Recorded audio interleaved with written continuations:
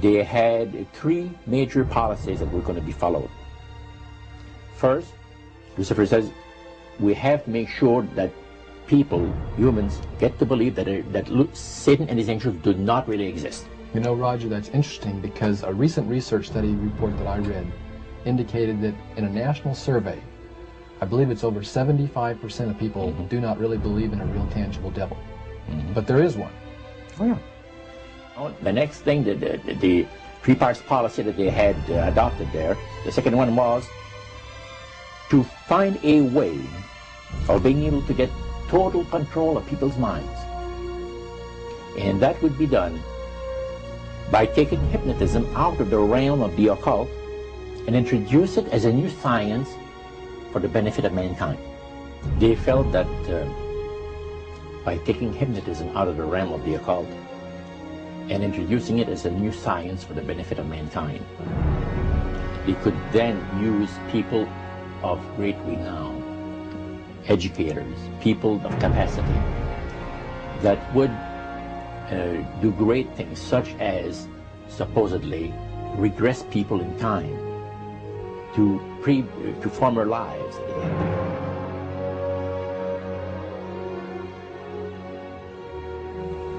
And of course, after the session is over, the person would not know a thing about ancient history. And the person she or he has talked about performing, certain deeds, let's say 3,000 or 4,000 years ago.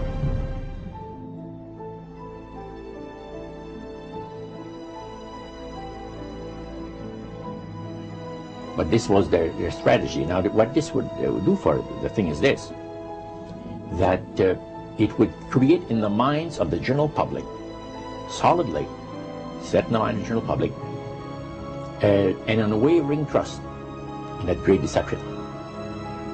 So now this would be a way of de-Christianizing the Western world through the avenue of mysticism.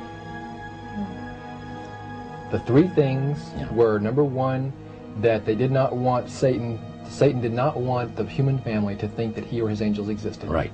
The second point that you made had to do with taking control of people's minds. That's right. The third point was what? Was to destroy the Bible without burning it. Okay. See? And what was his strategy on that? On that, it was very interesting. Because after the Great General Council, it was decided that Satan would tutor Charles Darwin personally in setting up the principles of his theories of evolution. He was tutored by Lucifer himself, fallen Lucifer. And at that time, it was understood, Satan and his spirit counselors understood, that if a person was led to believe in the theory of evolution, it would, in his life, destroy completely the creation week of the Bible, the fall of man, and the plan of redemption. It would do away with it. Anyone that teaches a theory of evolution is considered to be a minister of a great religious system. And he said that every teacher of that theory is recognized by the spirits as a person of great value and receives a very special unction from Satan himself, giving great power to induce spiritual blindness, to convince and convert. Three capacities.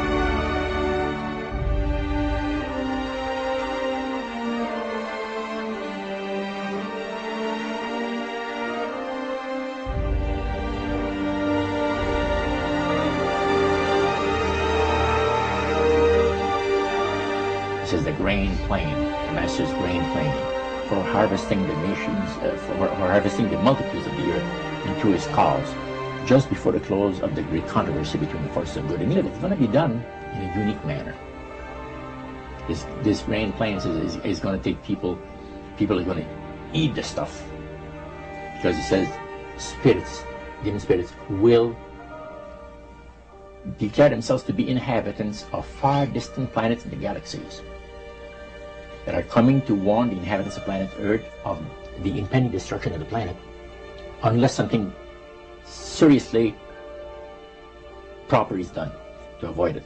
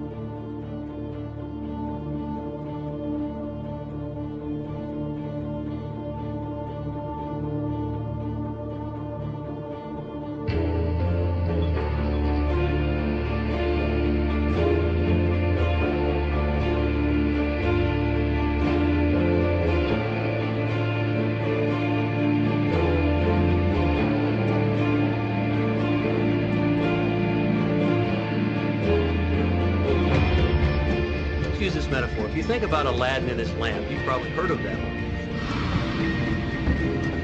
The genie always says one thing. Your wish is my command. You know, the universe is this great genie, and your conscious mind is Aladdin. It formulates the intention of what you choose for your life.